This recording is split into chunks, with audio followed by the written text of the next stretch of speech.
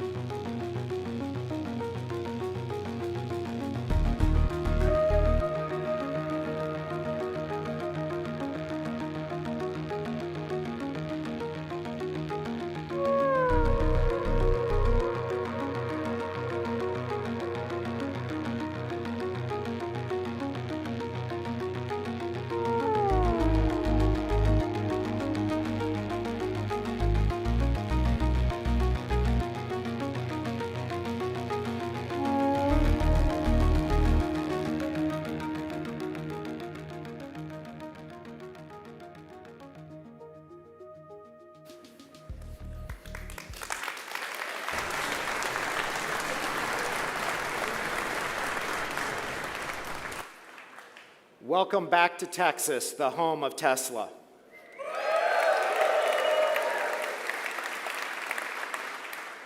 My name is Brandon Earhart. I'm the General Counsel and Corporate Secretary, and welcome to your 2025 Annual Shareholder Meeting.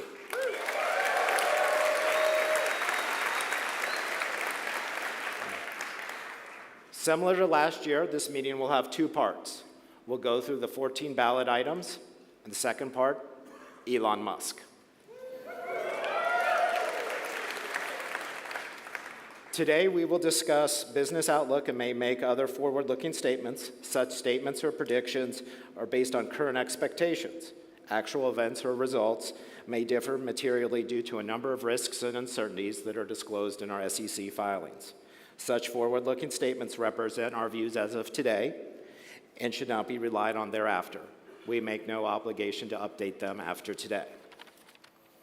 Would like to welcome members of the Tesla team here, members of PricewaterhouseCoopers, and members of our board. Before we get started, why don't we hear from Robin, our board chair.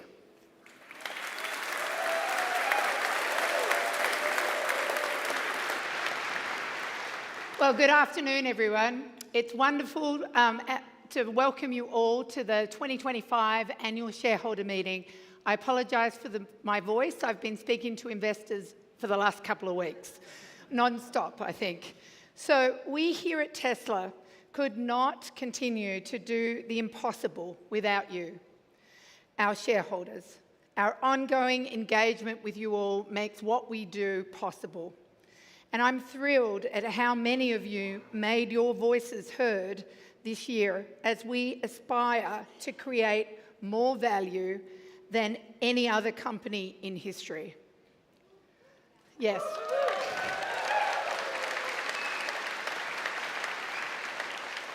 Without your support, we could not have reached the heights that we've already demonstrated over our relatively short yet storied history.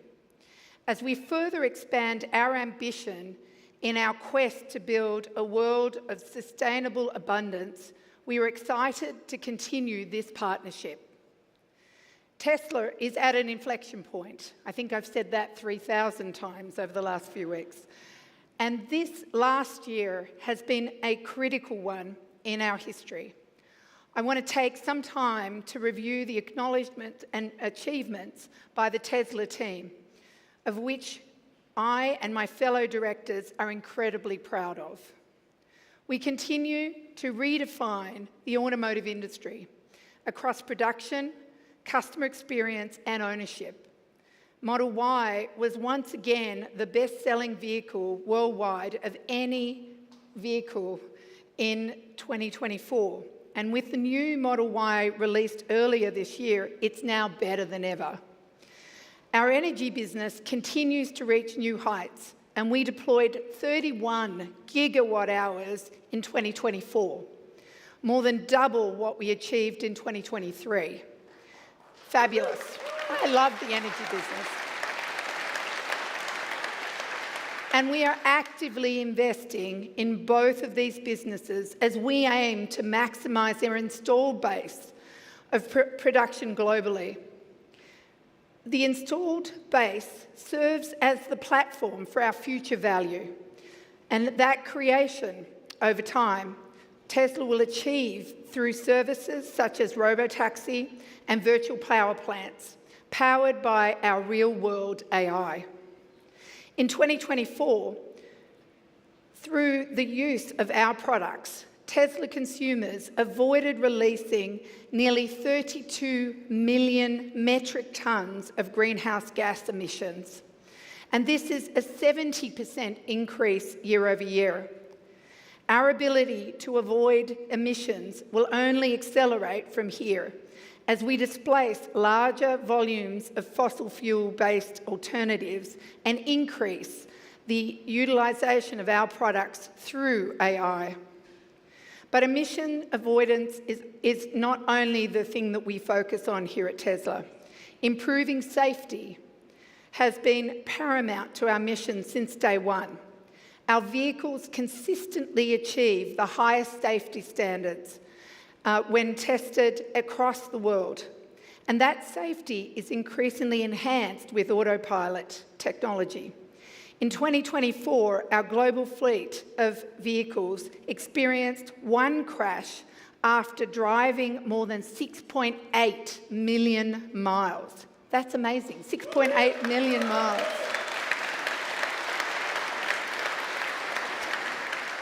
And to put that in context, that is 10 times better or safer than the average driver in the US, 10 times better. And in 2024, and is nearly double the safety performance of our autopilot technology in 2018. With many enhancements we expect to make from here, we believe our autonomy technology will improve this performance by orders of magnitude. Sustainability extends beyond the impact of product use. The Tesla team continues to focus meticulously, evaluating each step on the product journey, from raw material extraction to intermediate processing, manufacturing, delivery, product use, and the end of life, looking all the way through to making sure that we reduce our resource impact and the resource use, and bringing that to life across the entire sustainable and closed-loop economy. For more details on what we do each and every day, I encourage you all to read the Impact Report. It is an amazing document, and it continues to improve over time in terms of what the team is doing. And we are also laser-focused on ensuring the resulting prosperity of our efforts can be shared by all. This applies to our employees, our customers, and even those who have yet to enjoy one of our products or engage with our company in any meaningful way. Tesla spends countless hours ensuring that we procure the most responsibly sourced and produced inputs. We maximise the safety of our operations, and that all Tesla employees can benefit from the appreciation of our equity through our incentive programs, and that we continue to bring down the cost of our fabulous products across the range, increasing that accessibility for all. At the end of the day, we here at Tesla are working tirelessly to make the world a better place for all through innovation and grit. To our amazing employees, thank you for all of your hard work in achieving our mission. You are the beating heart of Tesla, and we cannot continue to deliver without you. To the management team who never get a shout out, thank you for your huge efforts.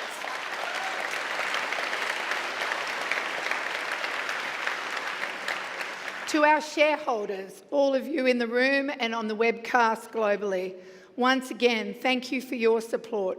Please know that we are listening to you and are here to represent your interests. You are the owners of the company, and your voices, your perspectives, and your input are critical to what we do here at Tesla each and every day. My fellow directors and I serve you as your fiduciaries and oversee Tesla's mission, purpose, and strategy, and these responsibilities are in our minds every day. I would also like to take this opportunity to thank my fellow directors for their diligence, their dedication, and their tireless efforts. Changing the world for the better is always accompanied by difficulties. And what I can say is that you can't do it by checking the boxes and just reviewing PowerPoint presentations. Thank you for rolling up your sleeves, each and every one of our directors, the hard work that you do, lending your unique talents and delivering to our shareholders. Thank you. Thank you.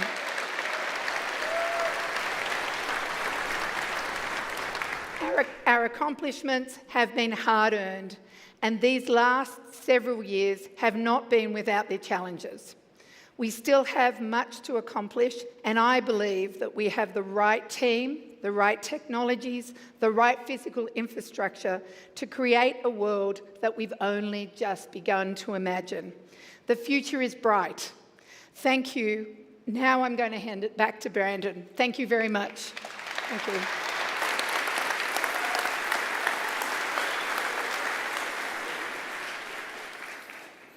Thank you, Robin. I will now call the meeting to order. It is 3:25 p.m., and I declare that the polls are now open. We have already received over the past few weeks voting proxies from our shareholders. However, if you wish to vote your shares now, you may do so on the online portal or with the ballot boxes you received at the front. Tesla has appointed Tony Carridio, a member of the Carridio Group, to serve as our Inspector of Elections. In addition, Broadridge Financial Solutions has certified that starting on September 17th, 2025, the proxy materials or notice of internet availability of the materials were sent out or mailed to shareholders of record as of September 15th, 2025. We have a majority of the outstanding shares represented at the meeting, so I declare that a quorum is present. We now will proceed with the meeting. The items of the agenda are as follows. There are 6 Tesla proposals. The election of our 3 Class 3 directors, Ira, Joe, and Kathleen, to serve a term of 3 years until their successors are duly qualified. Number 2, to approve say-on-pay on a non-binding advisory basis. 3, to ratify the appointment of PricewaterhouseCoopers LLP as our independent registered public accounting firm for fiscal year 2025. 4, to adopt amendments to our organizational documents to eliminate certain supermajority voting requirements. 5, to amend and restate the 2019 Equity Incentive Plan. And number 6, the 2025 CEO Performance Plan to Elon Musk.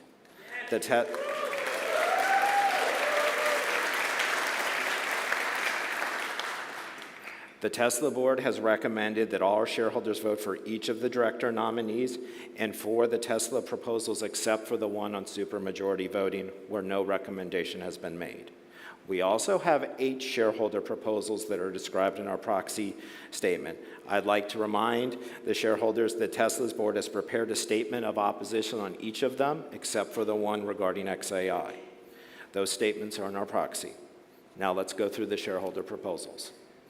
The first one is an advisory vote regarding board authorization of investment in XAI. Our board has not made a recommendation on this. The shareholder proposal is proposed by Mr. Stephen Hawk, who I believe is here to present the proposal. Mr. Hawk?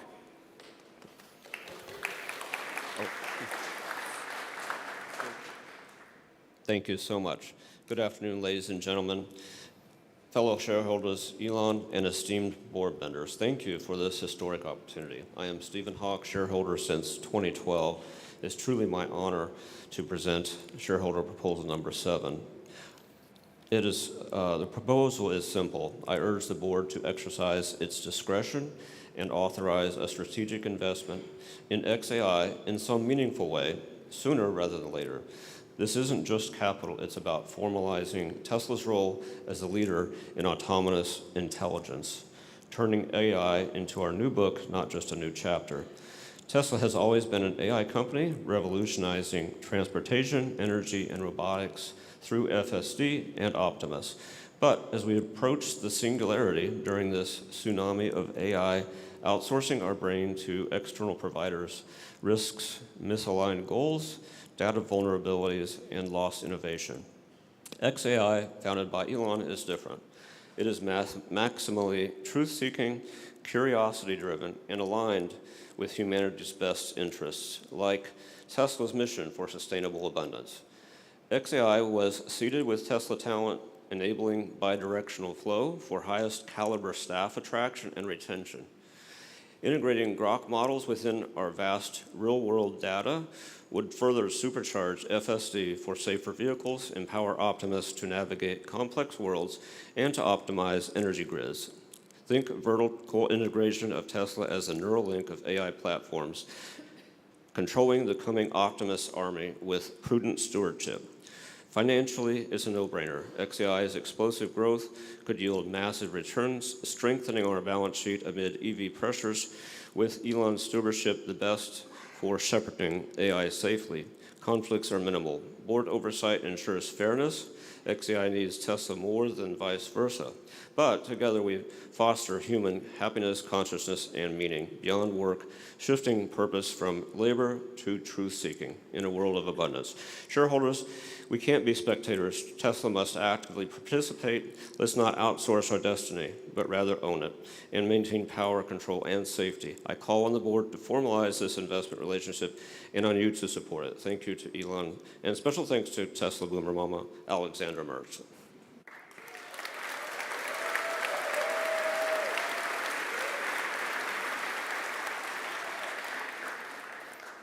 Thank you, Mr. Hawk. The second shareholder proposal is an advisory vote regarding adopting targets and reporting on certain sustainability metrics with our senior executive compensation plans. Our board has recommended that our shareholders vote against this proposal, as explained in our proxy. The shareholder proposal is proposed by Tulip Share Capital, LLC, whose representative, Mr. Akrouge, has prepared a pre-recorded message.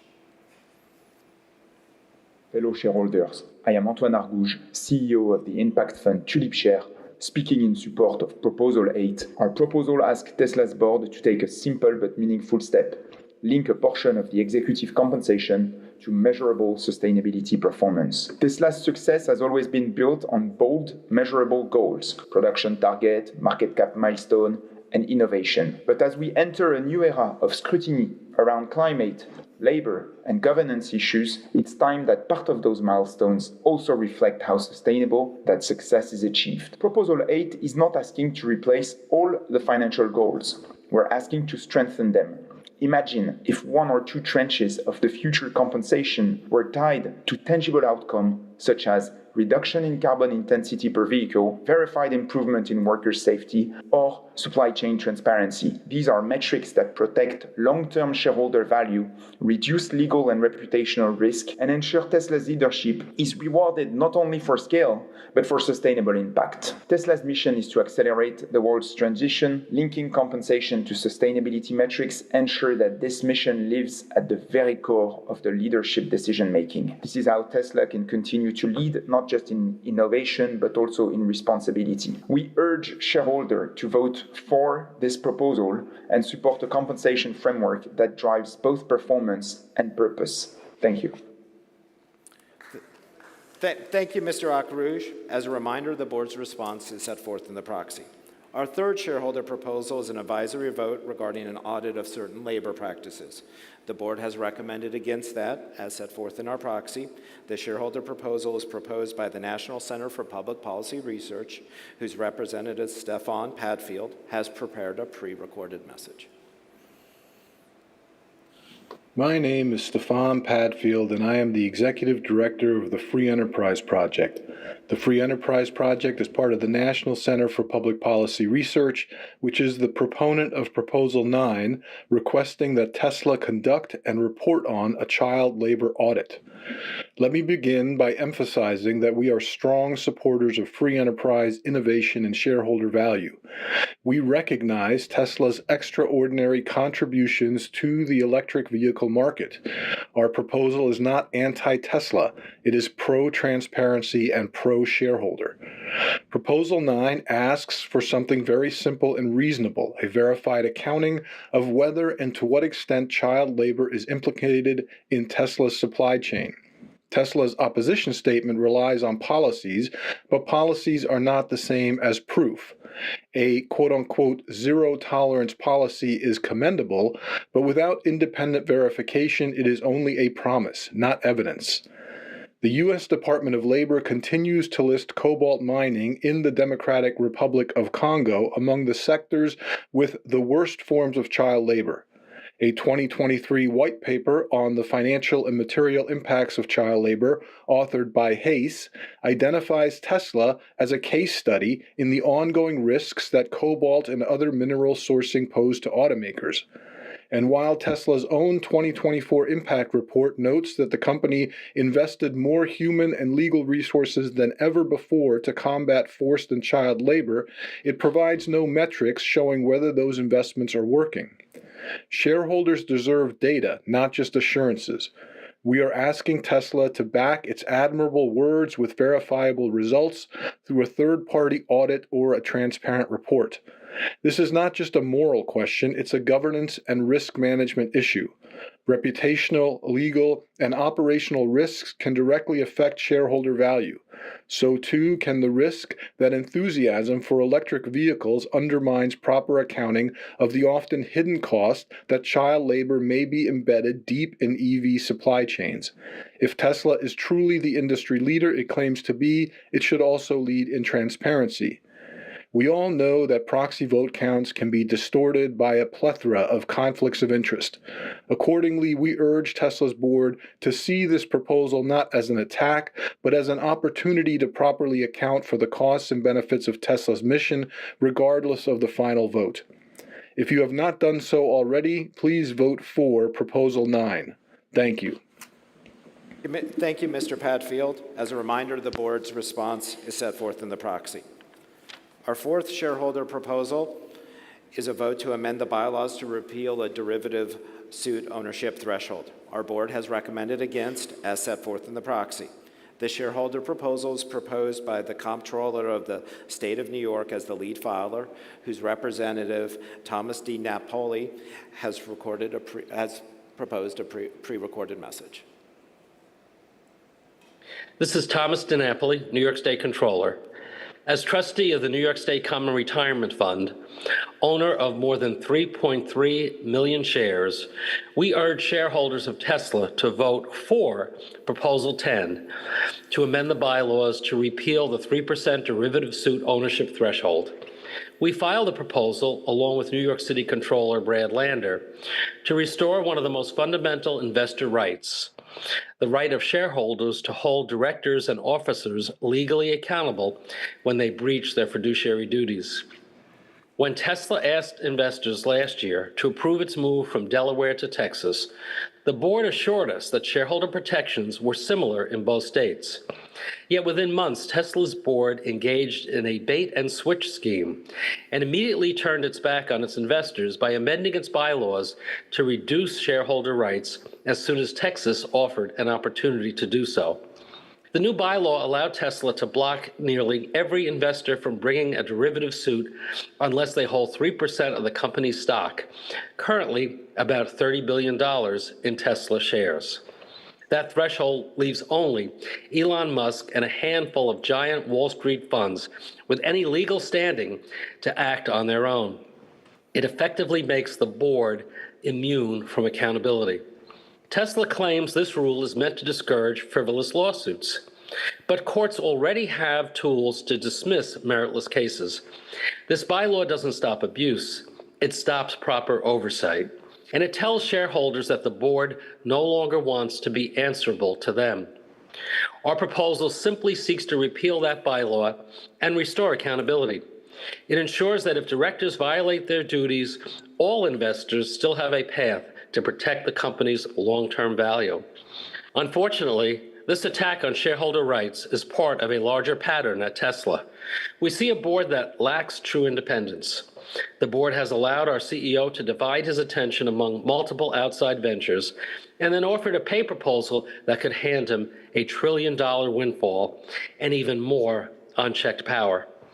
These are not isolated issues. They all stem from the same problem, a board that refuses to act as an independent check on management. Tesla has changed the world through innovation, but no company, no matter how visionary, can thrive without accountability. Strong governance protects investors and strengthens companies over time. I urge all shareholders to send a clear message that accountability, independence, and respect for shareholders are essential to Tesla's future success. Thank you for your time and consideration. Yeah, thank you, Mr. DiNapoli. The board's response is set forth in the proxy. The fifth shareholder proposal is a vote to amend Article 10 of the bylaws. The board has recommended that our shareholders vote against it, as set forth in our proxy. This shareholder proposal is proposed by the Treasurer of the State of Illinois and trustee of the Bright Directions College and Savings Trust as the lead filer, whose representative, Michael Ferrix, has prepared a pre-recorded message. Fellow Tesla shareholders and members of the board, my name is Michael Frerichs. I serve as treasurer for the state of Illinois and as trustee of the Illinois College Savings Programs. I'm here to present Proposal 11, which asks Tesla to adopt a simple investor protection. If the board chooses to impose more restrictive requirements for submitting shareholder proposals, as newly permitted under Texas law, those changes must be ratified by a supermajority of shareholders. At its core, this proposal is about protecting shareholder rights. If the board decides to limit our ability to submit proposals, this amendment ensures that shareholders have the final say. It helps to ensure that Tesla remains aligned with the will of its investors, plain and simple. Now, why is this important? Tesla is navigating a period of volatility. Leadership transitions, intense competition, and heightened scrutiny from regulators and customers. In times like these, strong governance and active shareholder input can be critical. They serve as competitive advantages that position Tesla to lead, not just react. This proposal seeks to implement a reasonable safeguard that would reinforce accountability and build trust. The board itself has emphasized the importance of investor feedback. In the proxy statement, Chair Robin Denholm and Director Kathleen Wilson-Thompson wrote, "We are in Texas because it provides a more predictable governance framework that allows us to hear from you, the people who know Tesla best." If the board actively seeks to hear from shareholders, it's hard to reconcile that position with their opposition to this proposal. To reiterate what's at stake, Texas law now allows shareholder submission thresholds higher than SEC standards, requiring shareholders or groups to hold 3% of voting shares or $1 million in stock to submit a proposal. Compare that to current SEC rules, which allow a shareholder to have holdings as low as $2,000 to $25,000, depending on how long the shareholder has held the stock. If the board chooses to adopt the Texas thresholds, they risk silencing investors who could drive meaningful governance improvements, as well as narrowing the pipeline of ideas. Note that this proposal does not limit the board's direction to evaluate governance options. It simply ensures that if the board adopts the Texas shareholder submission thresholds, a supermajority of shareholders must ratify that decision. That's fair. It's reasonable and fully aligned with the board's stated commitment to its investors. Again, I encourage my fellow investors to vote for Proposal 11 as a clear step towards protecting our rights as shareholders. Thank you. Thank you, Mr. Frerichs. As a reminder, the board's response is set forth in the proxy. The sixth shareholder proposal is an advisory vote to elect each director annually. Our board has recommended against, as set forth for the reasons in the proxy. This shareholder proposal is proposed by James McRitchie, who has prepared a pre-recorded message. Thank you, shareholders. We've presented this proposal before, 2021 and 2024. It won a majority both times, even with board opposition. But Tesla requires a supermajority of shares outstanding, so those majorities weren't enough. Today we ask again, join the 90% of S&P 500 companies that elect all directors annually. Declassification means accountability every year, not every 3 years. Most institutional investors support this reform. It's the retail votes we need here today. A Delaware court recently found 3 major governance failures at Tesla. The board wasn't independent, the disclosures to shareholders on its pay plan were misleading, and the board failed to negotiate properly on our behalf. Declassifying the board is part of the cure. It ensures shareholders can hold directors accountable each year or nominate qualified replacements when needed. Matt Moscardi of Free Float Media calls this one of the most important votes of the year because it could shift Tesla's board from a friends and family plan to independent professionals with the skills necessary for Tesla's next chapter.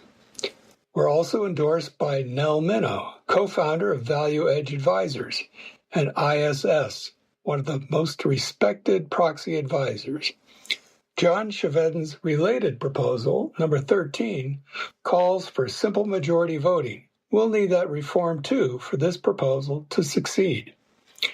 Tesla's Musk premium, once a source of strength, is fading, along with his global reputation. Remember, Tesla is his only publicly traded company. It's the liquid piggy bank that fuels his other ventures. Yes, Elon Musk is brilliant, but no company should depend on a single personality.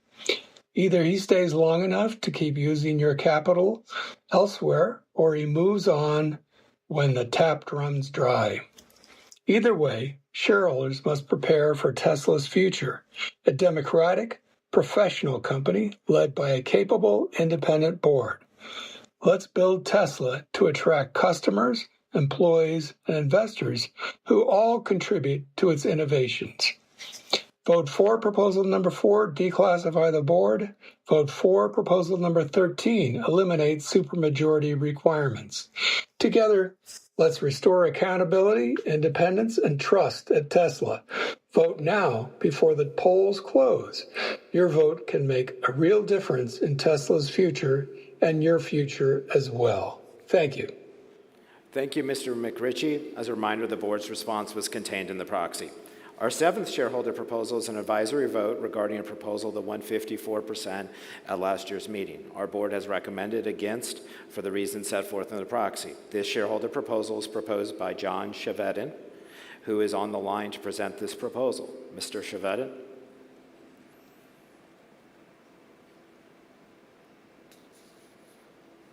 Hello, this is John Chevedden. Proposal 13. This proposal is about Tesla being governed by a Democratic majority vote standard. This Proposal 13 is proud to be on the same topic as the Tesla Proposal 6. Shareholders request that Tesla take the steps necessary so that each voting requirement in the Tesla charter and bylaws that calls for a greater than simple majority vote be replaced by a Democratic requirement for a majority of the votes cast for and against such proposals, or a simple majority vote standard. It is important to vote for both Proposal 13 and Proposal 6, which are on the very same topic. In fact, it's more important to vote for Proposal 6 because Proposal 6 is a binding proposal, and this Proposal 13 is an advisory proposal. It is important to vote for Proposal 13 because Proposal 13 is a backup proposal in case the Tesla Proposal 6 does not get enough votes. This Proposal 13 has one advantage over Proposal 6 in that it requires less votes to be approved by shareholders than the Tesla Proposal 6, since this Proposal 13 is an advisory proposal. But it's still important to vote for both proposals. Adoption of Proposal 6 will pave the way for annual election of each Tesla director sooner than this Proposal 13. Annual election of each Tesla director will tend to keep Tesla directors away from their current status as being lapdog enablers for Mr. Musk and Mr. Musk's outrageous executive pay and Mr. Musk's outrageous distractions from Tesla. Please vote yes for Tesla being governed by a Democratic majority vote standard, Proposal 13, and vote for the Tesla Proposal 6 on the same topic. Thank you, Mr. Chevedden. As a reminder, the board's response is set forth in the proxy. Our 8th and final shareholder proposal is an advisory vote to seek shareholder approval before adopting certain bylaw amendments pursuant to Texas law. The board has opposed it for the reasons set forth in the proxy. This shareholder proposal is proposed by Eric and Emily Johnson and Bryce Matherin as co-filers, whose representative Bruce Abear from New Ground Social Investment has prepared a pre-recorded message. Good afternoon. I'm Bruce Herbert of New Ground Social Investment in Seattle, and I stand to move proposal number 14, a simple request that Tesla hold a vote before adopting any bylaw that would restrict the ability to file a shareholder proposal. Here's why this matters. Texas recently passed a law that allows companies to set sky-high barriers to shareholder participation. Instead of the SEC's current one-year ownership threshold of $25,000, these Texas rules would require owning $1 million of stock, or 3% of the company, in Tesla's case roughly $30 billion, before one could file a proposal. And Tesla could enact this without a shareholder vote, simply by issuing a notice. This is not shareholder democracy. It's silencing shareholders, like nearly every one of us in this room, whether you are an individual, retiree, or institution. The backers of such thresholds presume you must be ultra-rich in order to have a good idea, which on its face is a baseless and undemocratic proposition. The shareholder proposal process serves both Tesla and the capital markets. This is because stockholders frequently spot emerging risks long before they hit the headlines, whether in the form of labor relations, climate impacts, or failures in governance. Shareholders provide an efficient, early warning system that helps companies to stay ahead of the curve. We are a low-cost, high-value cornerstone that keeps companies and capital markets healthy. In closing, corporate democracy is not a nuisance. It's an important safeguard. It's how shareholders ensure accountability and informed long-term value creation. The idea here is quite simple. Before limiting shareholder rights, put it to a shareholder vote. Therefore, to keep Tesla engaged, accountable, and forward-looking, please vote for proposal number 14. Thank you. Thank you, Mr. Hebert. As a reminder, the board's response is set forth in the proxy. Please note now is your final opportunity to submit any votes for them to be counted. I declare that the polls are now closed. Based on the proxies that we have received and the votes submitted at the meeting, I'd like to announce these results on a preliminary basis. With respect to the shareholder proposals, items 8 through 14, our shareholders have supported the recommendations on the Tesla board on all of them, other than Proposal 12.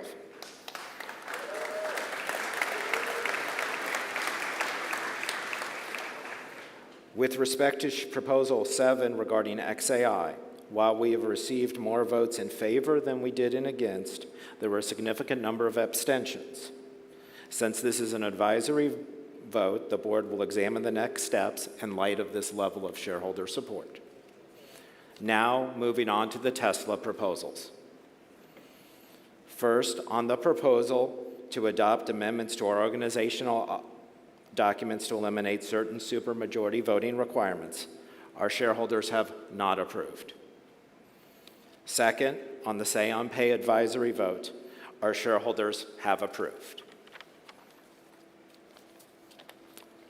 Third, on the ratification of the appointment of PricewaterhouseCoopers as our Tesla's independent registered public accounting firm for the 2025 fiscal year, shareholders have approved. Fourth, on the election of our 3 Class 3 directors, Ira, Joe, and Kathleen, our shareholders have re-elected them.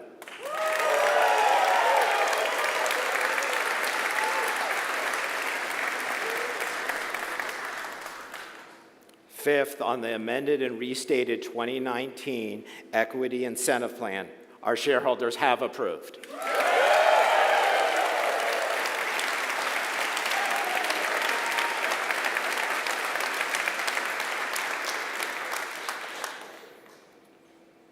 Sixth and finally, on the 2025 CEO Performance Award to our founder and CEO, Elon Musk, with over 75% voting in favor, approved.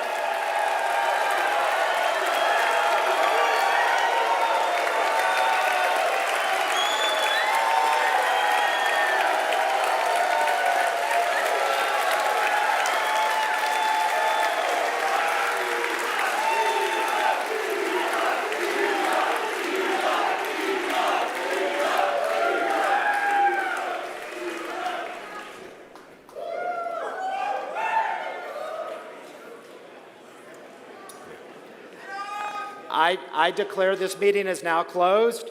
Elon Musk.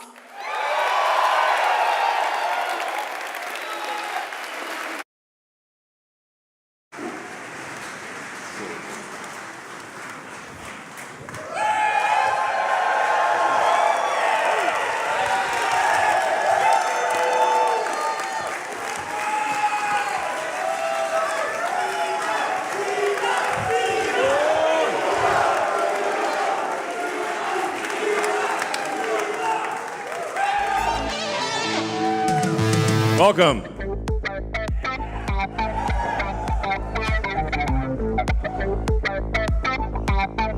So, what we're going to.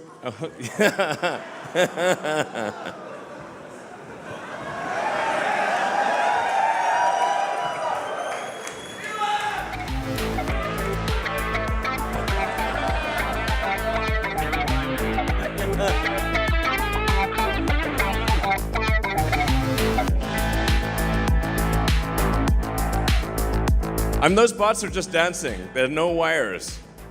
Those are actual robots.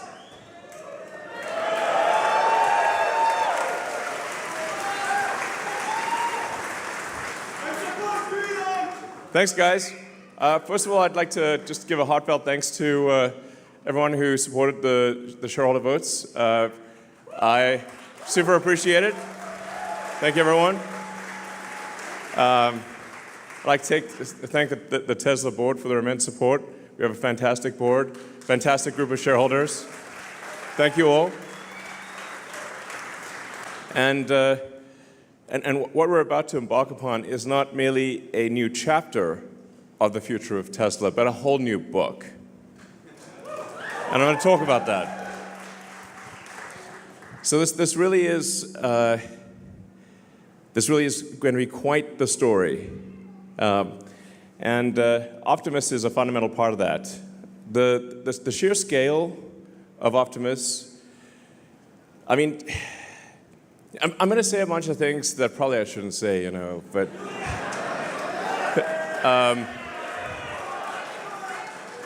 but that's what keeps it interesting. I mean, have you watched any other annual shareholder meeting? I mean, honestly, I was like, if you need to go to sleep, sure. I mean, other shareholder meetings are like snooze fests. I mean, but ours are bangers. I mean, look at this. This is sick.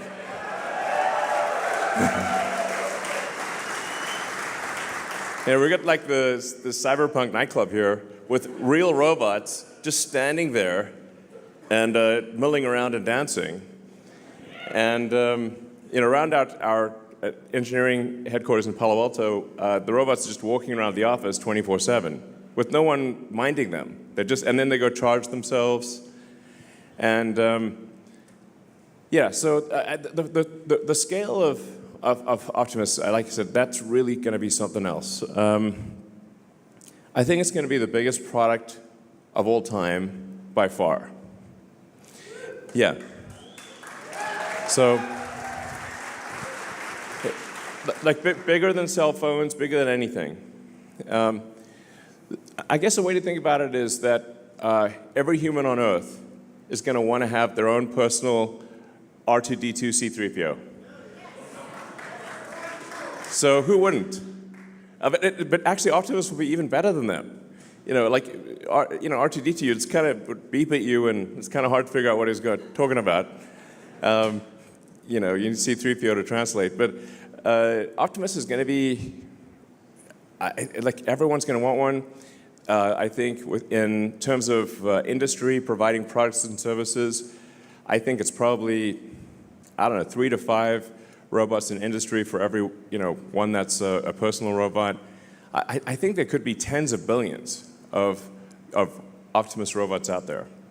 Now, obviously, it's very important we pay close attention to safety here, because we do want the Star Wars movie, not the Jim Cameron movie. I love Jim Cameron's movies, but you know what I mean. So,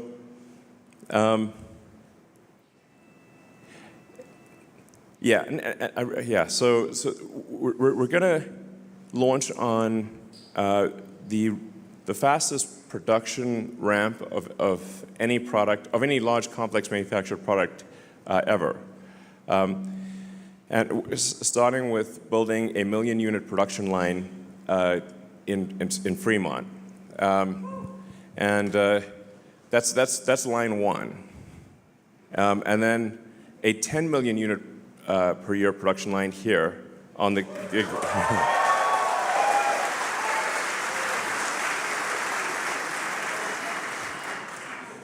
I don't know where we're going to put the 100 million unit production line. Maybe on Mars, I don't know. But I think it's going to literally get to 100 million a year, maybe even 1 billion a year.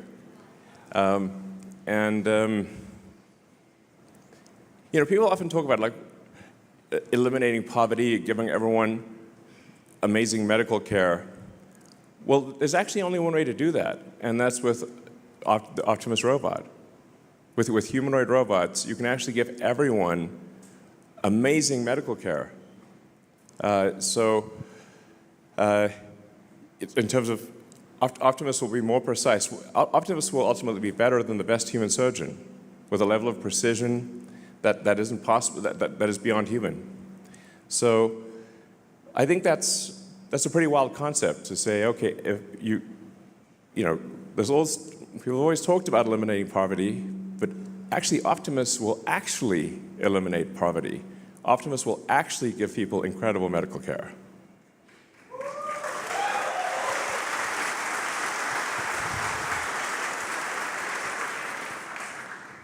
So, so you start getting like sort of some pretty wild sci-fi sort of scenarios where, and some of these things I say will obviously be taken out of context and used in snippets and sent around, but whatever. I'm still going to say them. I think we may be able to give people a more, if somebody's committed crime, a more humane form of containment of future crime, which is if you say like you now get a free Optimus and it's just going to follow you around and stop you from doing crime. But other than that, you get to do anything. It's just going to stop you from committing crime. That's really it. Then you don't have to put people in like prisons and stuff. I think it's pretty wild to think of the various of all the possibilities, but I think it's clearly the future. My book recommendation for maybe the best, mostly utopian sci-fi future are the Ian Banks books, the culture books. So if you're curious, like what do I think the future is probably like? I think it's probably a bit like that. Asimov to some degree, but I think it's, and Heinlein, Ian Banks, if you're like saying, what does Elon think the future probably will be like for AI and robots, it's kind of Banksian.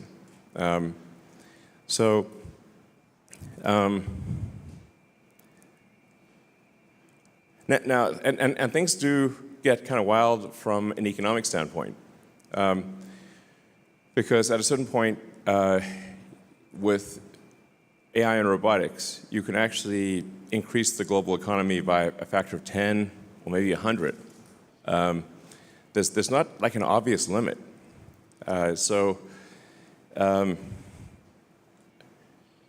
Like Optimus is kind of like an infinite money glitch. And maybe there won't even be money in the future. Or money might be measured in terms of wattage, like how much power can you bring to bear from an electrical standpoint. I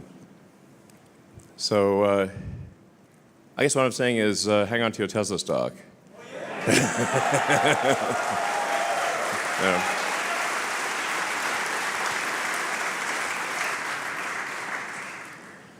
So, man, it's pretty wild. You're welcome. Let's see, I think we've got some slides to go through. I'm going to say ad-lib a lot of this stuff, but... So,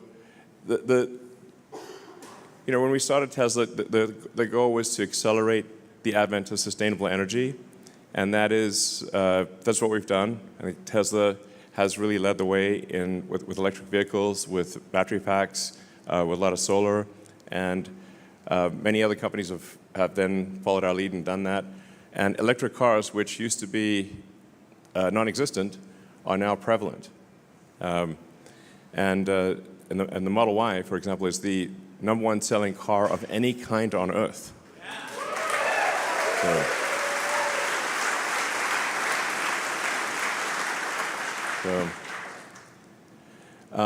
But obviously now with AI and robotics, we need to update our mission. And our mission, I think it's good. It's a great mission, which is to achieve sustainable abundance. Which is, it's like, because I often ask people, like, what is the future that you want? What's the best future you can imagine? Because we want to try to make that future, like make the best future you can imagine. And I guess probably the best future is if people, can have whatever they want from a goods and services standpoint or medical standpoint, but at the same time we don't destroy nature, and we keep the rainforests and the beautiful national parks and all that stuff. And so that's what I mean by sustainable abundance. Is that people, can have whatever they want, have all their needs met, but we still keep all of the natural beauty that we want. So.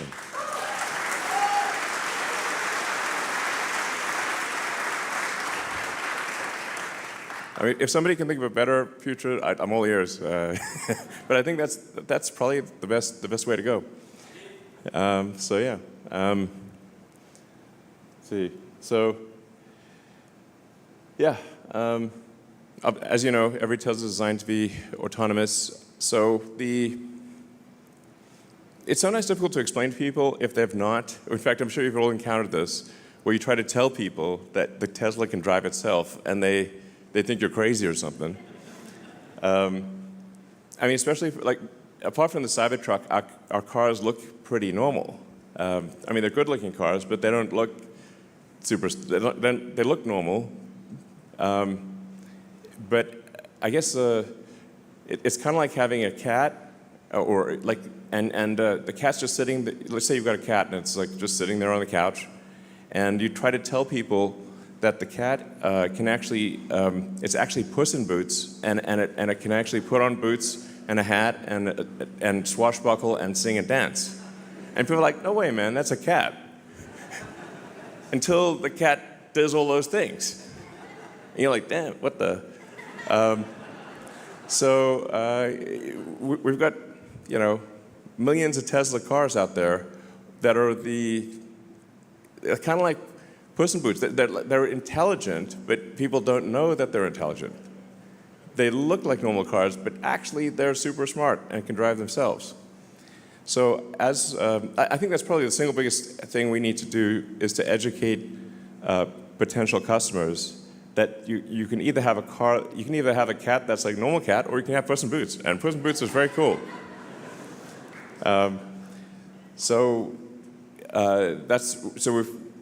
These days when people come to our stores, or even people that have the car haven't turned it on, we find, and sometimes people have paid for FSD and haven't turned it on. We're like, what? You should at least try it once.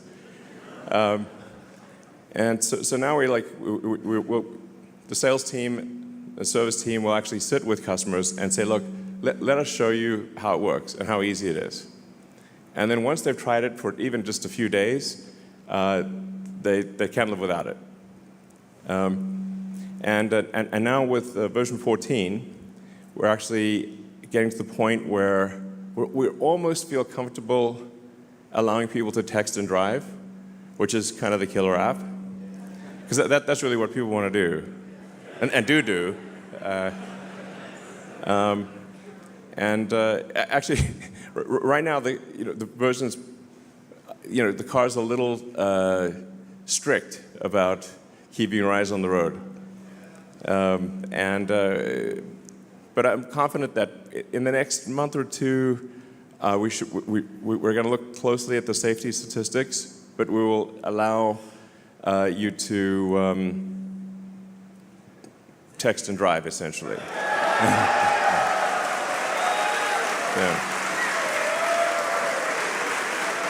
So, yeah.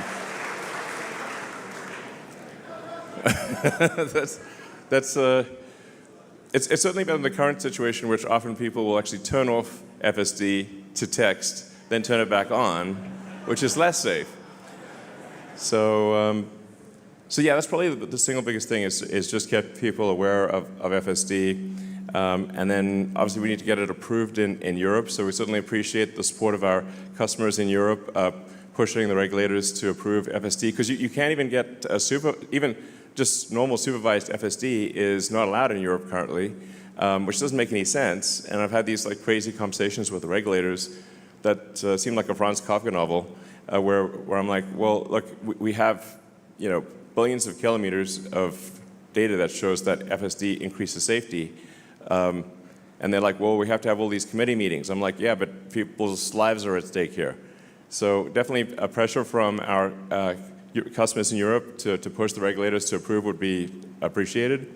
And then we have partial approval in China, and we hopefully we'll have full approval in China around February or March or so. That's what they've told us.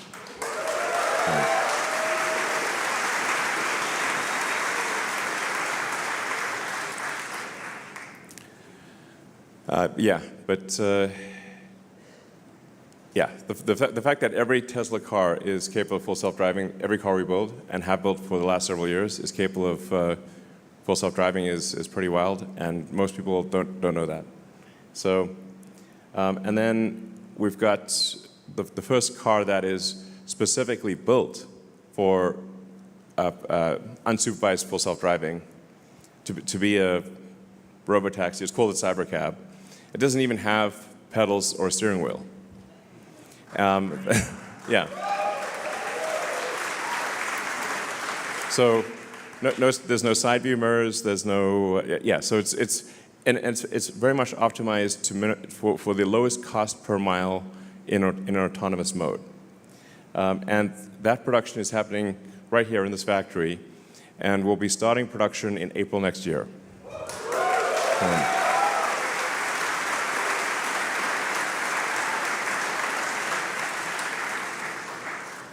So the way that Cybercab is designed is it's designed obviously for a purely autonomous world, but also the manufacturing system is unlike any other car.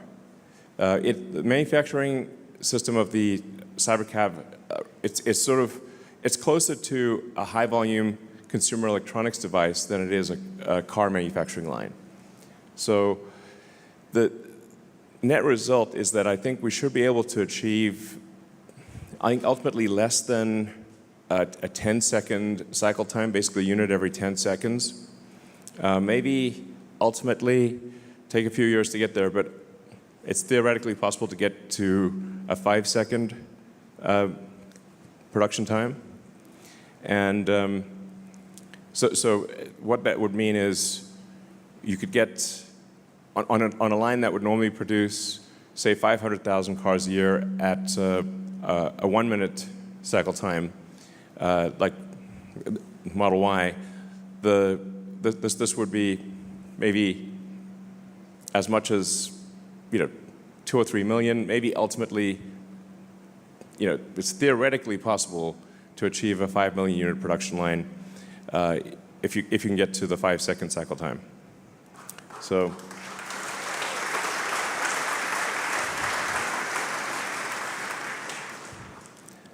It's a lot of cars. So these will be everywhere in the future. So,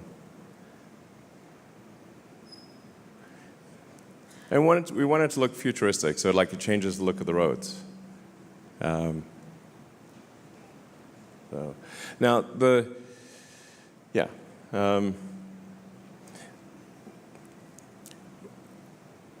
the ingredients, when you look at what Optimus what's required to make Optimus and the various ingredients, what do you need to do to do high volume humanoid robot production? I think it's worth considering that really the cars we make are already robots, but they're four-wheeled robots. So Tesla is already the biggest robot manufacturer in the world because every car we make is a robot. And when you break it down to the fundamental elements, you've got batteries, power electronics, motors, gearboxes. You've got connectivity. You've got a vision-based AI. Hi, Optimus. And all the various pieces that you need for a humanoid robot. You need the AI chip. You need the AI software. You need to be able to manage a large fleet. And so really Optimus is a robot with arms and legs as opposed to a robot with wheels. So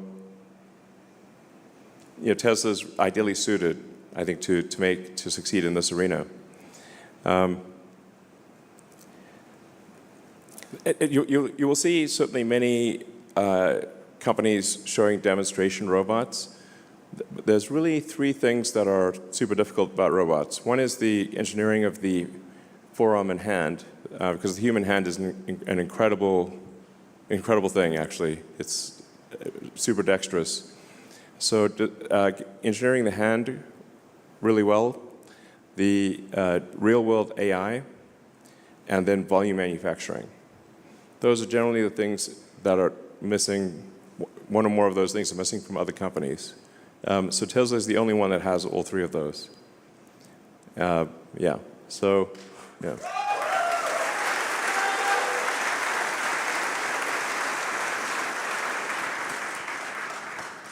So this is the Optimus kind of initial. It's kind of the prototype production line.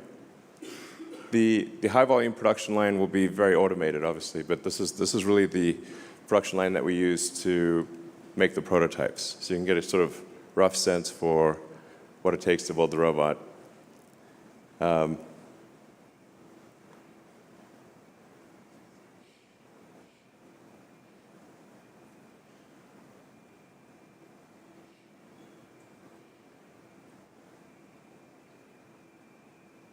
Got to pull the finger.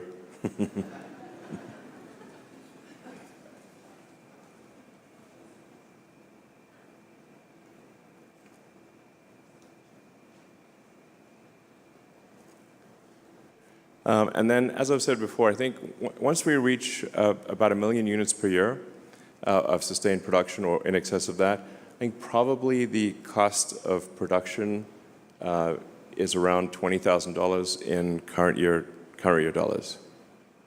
So this will be certainly very affordable.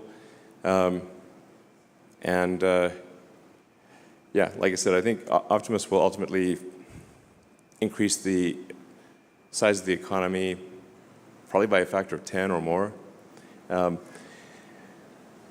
Next year we start production with Optimus version 3. What you're seeing here is Optimus version 2.5. Optimus 3 is an incredibly good design. The Tesla engineering team is amazing. When you see Optimus 3, yeah.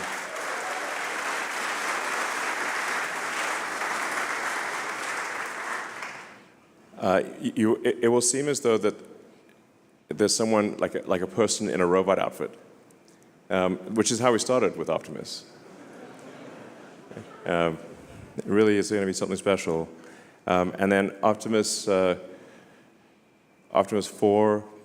that hopefully starts production in 27, and then Optimus 5 in 28. So it's kind of like an annual release cycle with significant improvements with each one and gigantic increases in the scale of production.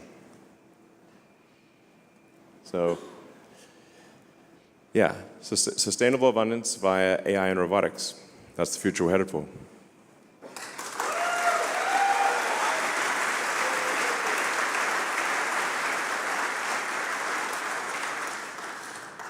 And as I think most people here know, the safety statistics show that miles driven on FSD are much safer than miles driven without it. So what this will translate to ultimately is saving the lives of millions of people and preventing hundreds of millions of accidents. So a massive increase in lives solved and tragedies avoided. It's going to be amazing.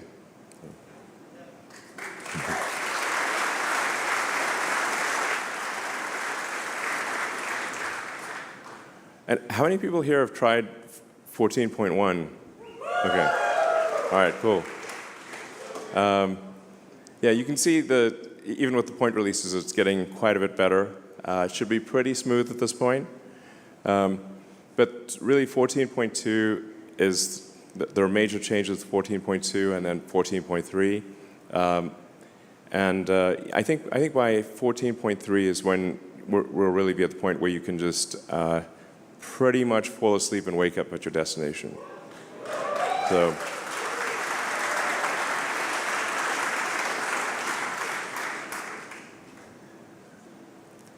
And then I've been putting a lot of time into the new Tesla chip design because in order to have a functional robot, you have to have a great AI chip.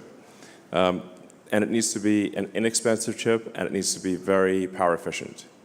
So we believe the AI5 chip will be probably about a third of the power of, say, something like a Blackwell. An NVIDIA Blackwell, which is a great chip, for roughly comparable performance, and much less than 10% of the cost. So,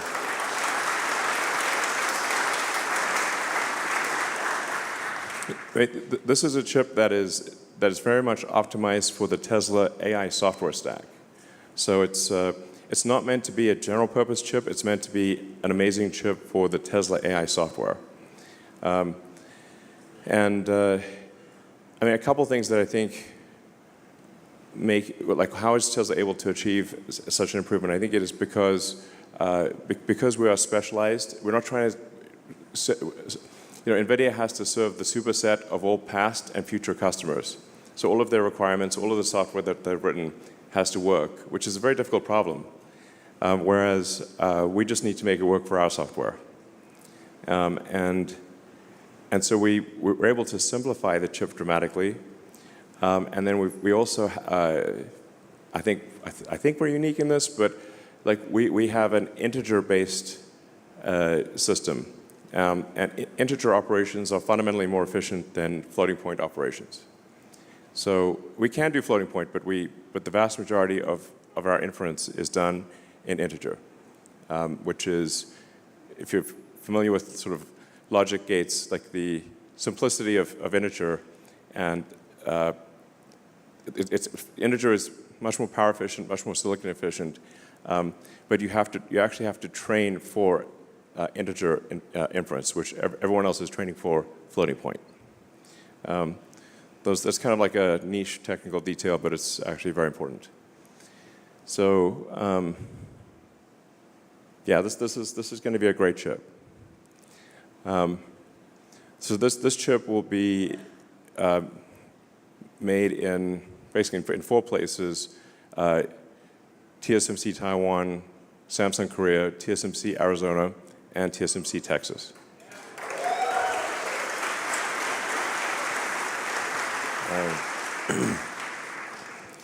And we already know what improvements to make for AI6.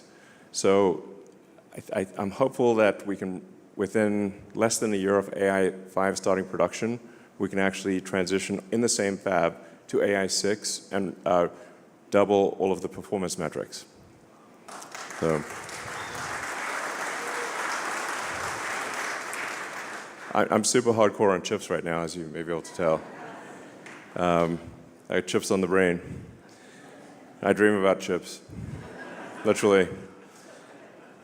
I can draw at least the broad brushstroke physical design of the AI5 chip by heart at this point. It's a good chip. It's a good chip, sir. So this is really key. Now, one of the things I'm trying to figure out is how do we make enough chips? I have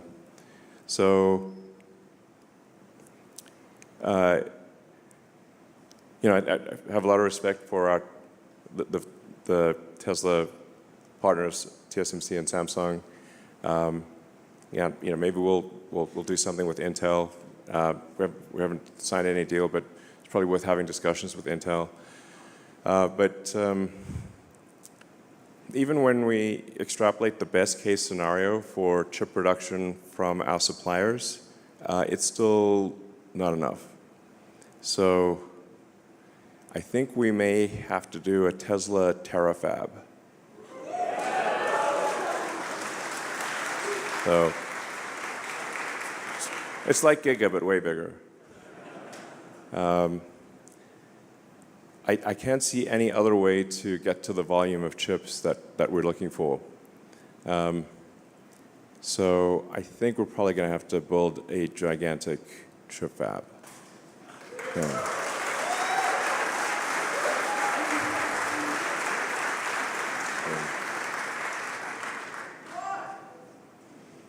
It's got to be done. So anyway, some of the stuff I've already talked about. We've done a tremendous amount for sustainable energy, and that's only going to grow over time. The world is moving towards a solar battery economy, which is ultimately that's where it was going to go anyway. But what Tesla's done is accelerate that outcome. Sometimes people don't understand quite how much energy comes from the sun. So the sun is 99.8% of all mass in the solar system, Jupiter being 0.1%, and then 0.1% is miscellaneous, Earth being in the miscellaneous category. So the total amount of energy, sometimes people say, well, we'll build fusion reactors on Earth. It's like, well, actually, the giant fusion reactor in the sky is basically impossible to beat. To such a degree that even if you could burn Jupiter in a thermonuclear reactor, the amount of energy produced by the sun would still round up to 100%. That's how much energy the sun produces. So solar power is necessarily the future. And I think there's going to be a lot of solar-powered AI satellites. And I think Tesla's going to play a role in that.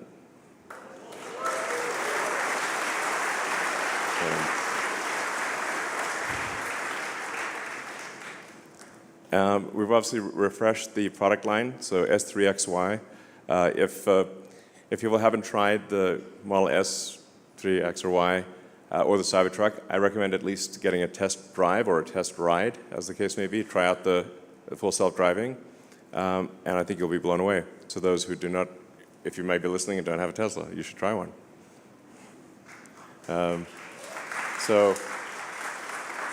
And of course, we've got the Cybertruck, which is the toughest truck of all time. It's literally bulletproof, faster than a Porsche 911, and can out-tow a Ford F-350. So it's a great car, great truck.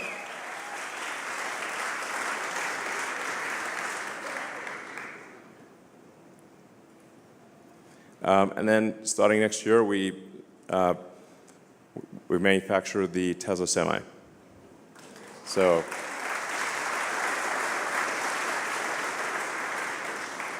this is already, we already have a lot of prototype Tesla Semis in operation. PepsiCo and other companies have been using the Tesla Semi for quite some time. But we will start volume production at our Northern Nevada factory in 2026. So we got two big products, or three massive products starting production next year. We've got Optimus, we've got Tesla Semi, and we've got the Cybercab. So,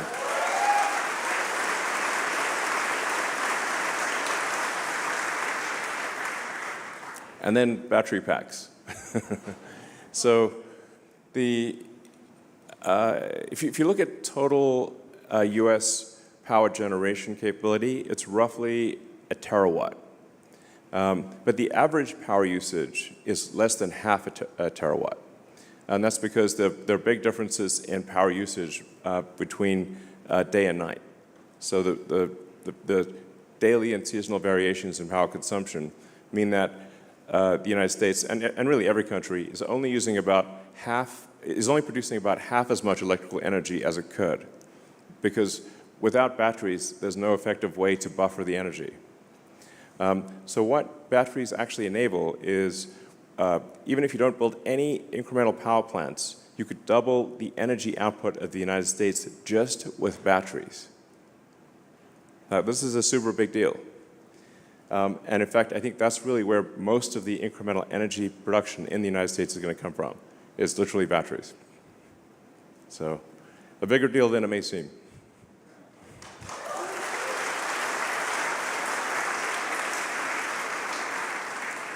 And then we keep improving the battery design, so the Mega Block, which makes it really easy to deploy battery, utility scale batteries.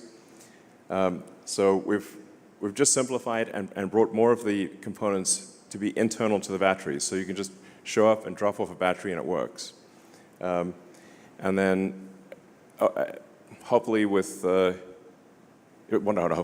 time we will actually add more and more of the power electronics so that Megapack will actually be able to output up to 35 kilovolts directly.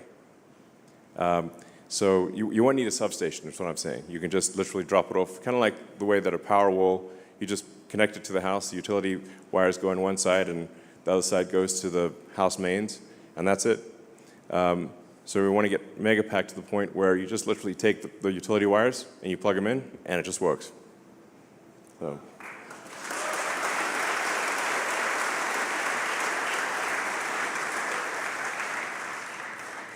Then we've also built the world's largest supercharger network. So we do a lot of things here at Tesla.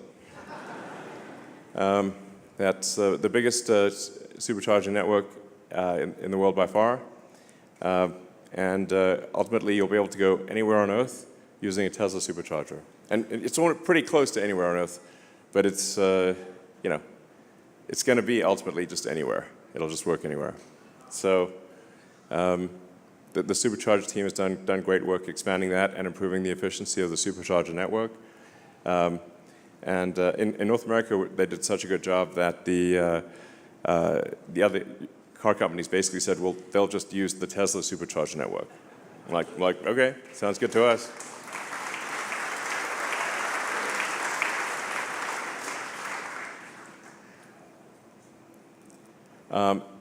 It's always important to have a slide on safety in the factory, so we continue to improve safety for our factory workers. We care a lot about their well-being. Like one way you can just tell if a company is a good company or not, if you just walk through the factory or walk through the office and catch the vibe. And the vibe in the Tesla factory is good. People are happy. That's how you know it's a good company.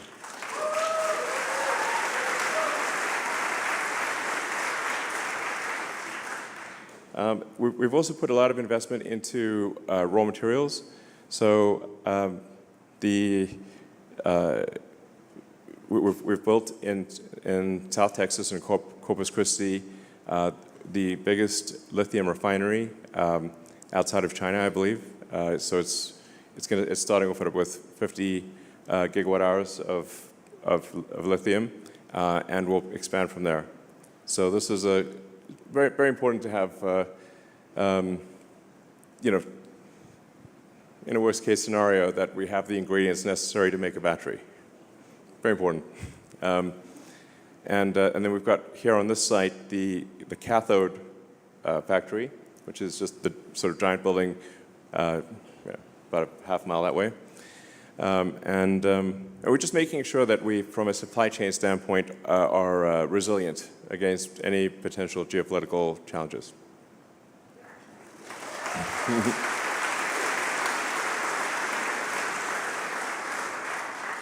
And then also at this factory, we also make the 4680 cell, which is getting better and better. And that 4680 cell will be used in the Cybercab. It is being used in the Cybertruck and will be used in the Cybercab and also in Optimus. So that's going well. But we continue, obviously, to get cells from many suppliers. It's kind of like the chip fab thing. We'll we'll take as many chips as our suppliers can provide us, but then beyond that, if they can't provide us with any incremental cells or chips, we kind of have to make them ourselves or we get stuck. That's the Tesla Semi Factory. So it's going to be pretty cool to see these going down the road in scale.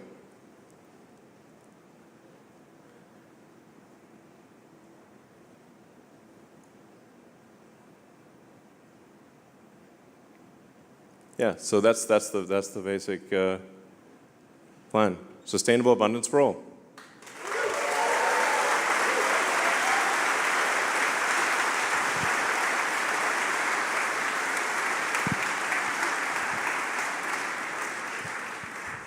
All right, so yeah, I guess we can go into Q&A now.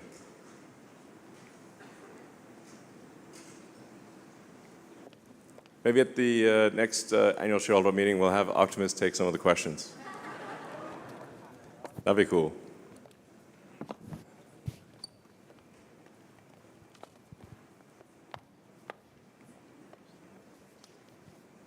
So let's see, Alexander. Well, thank you for your help, by the way.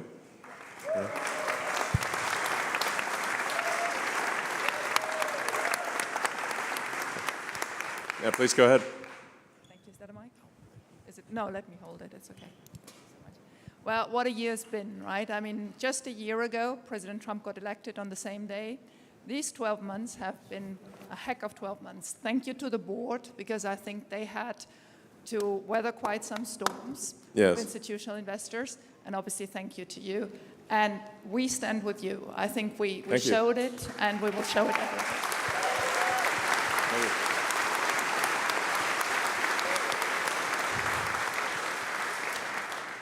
So we would like to express a wish, please.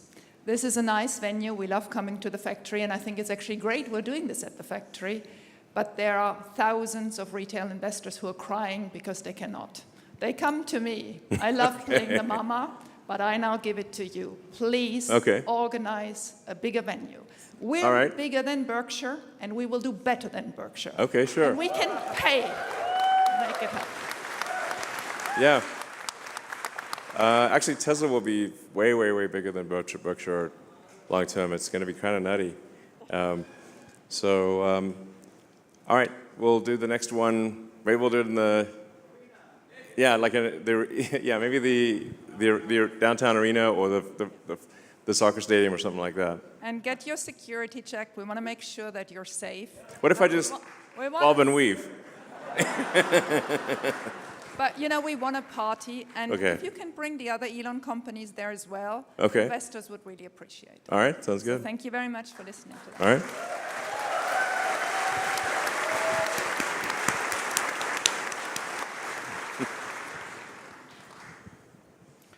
Elon, as a father, I just want to first thank you for everything you're doing in the world, especially freedom of speech. Thank you. And one question. Will you or Tesla ever consider FSD tied to an owner's account rather than a vehicle to encourage more frequent upgrades, provided the transfer is to only a brand new Tesla vehicle while fostering brand loyalty? If the vehicle is sold or traded without upgrade to another Tesla, FSD ownership would end. Well, we have done that a few times. I guess we could extend it again. All right, we'll extend it. We'll extend it for at least another quarter, and then play it by ear after that. All right. Howdy, Elon. Congrats on not having to show up to work for free anymore. Yeah.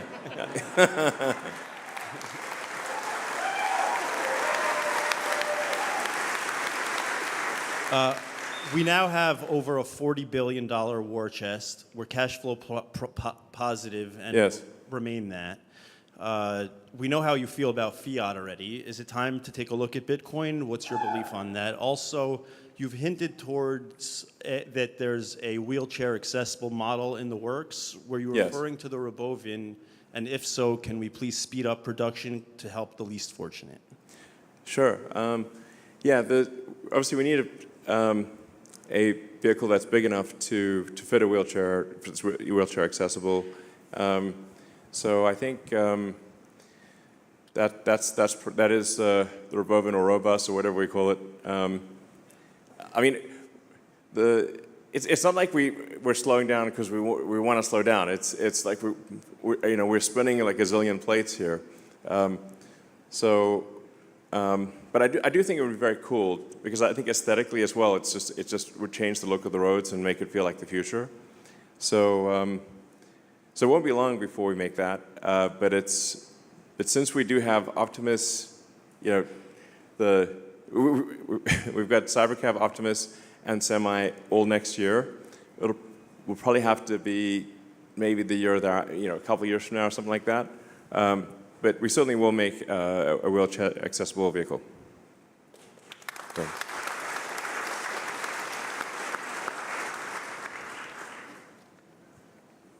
Hi, Satoshi. I was privileged enough to attend the Investor Day, and you also talked about the factory being a product. And I saw the dry cathode method and so forth, and I wanted to know the progress in that, and also would Optimus be working on that in the future production line in the future? Yeah, I guess the dry cathode, man, that's turned out to be a lot harder than we thought. It does look like it's going to be successful, and it will have some cost advantage relative to wet cathode. But if I had to wind the clock back, I would probably have gone with wet cathode instead of dry cathode, because it just turned out to be a lot harder to make it, capable of high volume production with super high reliability. But we will be scaling up battery cell production at Tesla, and looking for cell production from our suppliers as well, because we're going to be ramping up production very dramatically at Tesla. So now that we believe we have full self-driving, that we have autonomy solved, or at least are within a few months of having it unsupervised autonomy solved at a reliability level significantly better than human. That means it's time to ramp up production, because the value proposition is now much greater than a regular car. The killer app really is for people: can you text and drive, or can you sleep and drive? Can the car take you to a destination, or do you need to pay attention and have to drive it? And before we allow the car to be driven without paying attention, we need to make sure it's very safe. But like I said, we're on the cusp of that. I know I've said that a few times, but we really are at this point, and you can feel it for yourselves with the 14.1 release. What we're going to push to expand vehicle production as fast as we possibly can. So aspirationally, we'd aim to increase vehicle production by about 50% by the end of next year. So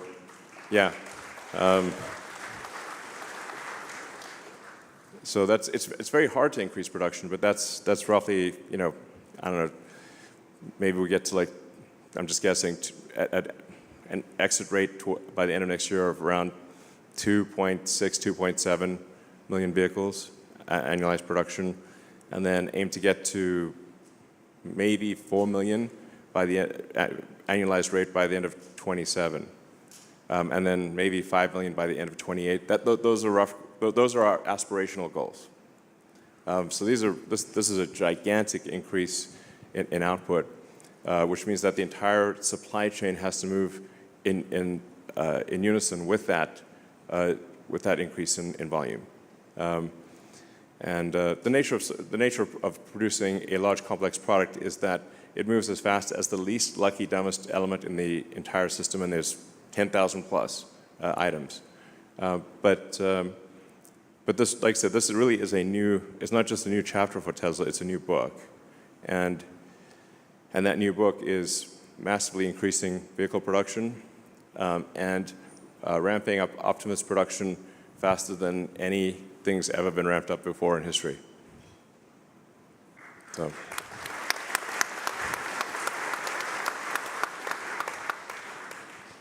Awesome. Elon, thank you. Thank you from all of us. The retail shareholders really care, and so I echo the sentiment of, a larger venue where more can come. As a testament to that, I was fortunate enough to be here last year, and since then, touring the factory, talking to, people that work here, I'm just a retail shareholder, but increased my holdings 12 times, right? So I know it's really engaging and gives people a confidence, and so thank you for having us, and I do echo that. I hope it grows. Last year, I'm the one that asked you about your well-being and safety. Oh, yeah. Still alive. And, there's a broad, general question, and it was before, some of the uncertainty that's unfolded since then. And yeah. So I hope it had a positive, impact, and, we all care. And so my question this year, you've talked recently about the most mind-blowing product demo of all time, and a shot at being the most memorable product unveil ever. Roadster. Yeah. And I have patiently been waiting on my Founders Series Roadster reservation. So on behalf of the Founders Series guys that have stuck in there, can we be invited to this unveil? Oh, yeah, sure, absolutely, definitely. Okay. Yes. So all Founders Series can be invited? Yes. I mean, it's the least we could do, frankly, for people that are long-suffering Roadster reservation holders. I feel confident in saying it will be the most exciting product unveil ever. And I hope that, whether it goes well or doesn't go well. Since I'm up here, can I get the first one? Well, I guess it's according to whoever put down their deposit in that sequence. So that's but you'll get a very early one. I mean, the new Roadster is very much sort of like it's not even the icing on the cake; it's the cherry on the icing on the cake. So I mean, it's really kind of like it's like it's not essential for sustainable abundance. Let me put it that way. But I do think there should be very cool technology in the world that is that's way beyond anything that's ever existed, and I think I'd like those, like, even if I could never have access to those things, I'd like to know that they exist and see the future happening. So I think it will be inspiring to a lot of people, and just it's extreme. It's like the coolest car, if it even is a car, that will probably ever exist. Yeah. So. Hi, Elon. Congrats on the proposal plan. That was amazing, the compensation. Question back to chips. So chips. Chips will be the limiting factor. To the future. So on that. Chips and electricity are the two limiting factors. Yeah, and we got the energy and power and energy packs ready to roll. So I think on the chips, I think you said TSMC, Samsung, perhaps Intel 14A, and several different sites. I heard a couple U.S. factory sources, which is... I mean, we're like everyone. Everybody. It's like... Yeah. And so I guess is there an open door in the future of investing directly into some of those foundries? And second question, how big is a terafactory? Can you put that in scale and that's a good point. That's a semiconductor terafactory? Yeah, well, the thing is that we actually have agreed to buy all the chips that are made from the fab, so it's basically a money printing machine for TSMC and Samsung. It's like literally, the faster you make the chips, the faster we send them money, but it's still not going at just fast enough. So that's why I think, as far as I can see, the only option is to go build some like very big chip fab. and then you got to solve memory and packaging too. So, but otherwise, you just tap out at whatever the chip production rate is. So I guess Terra would be, you'd want to say it's got to be at least 100,000 wafer starts per month size fab. And maybe that would be one of 10 in a complex. So it would ultimately be 1 million wafer starts per month. Yeah, exactly. You can tell when it gets the giggle factor, that's probably a good sign that we're onto something special. But I wouldn't be surprised if long term it's like 1 million wafers a month. Yeah. Hi, Elon. I'm a long-term investor, so I've been holding the shares for 12 years. I worked at the autopilot team development for 10 years, and I brought my dad here from Brazil. We actually won the Tesla Vision contest with the Cybertruck B video, so I hope you get to see that at some point. So thanks for the free Model Y. And my question is about, obviously, market expansion, but not only South America, Brazil, but also into Mars, like with the upcoming rendezvous of Mars and Earth. What's going to be in the payload, you know? What are we going to send there?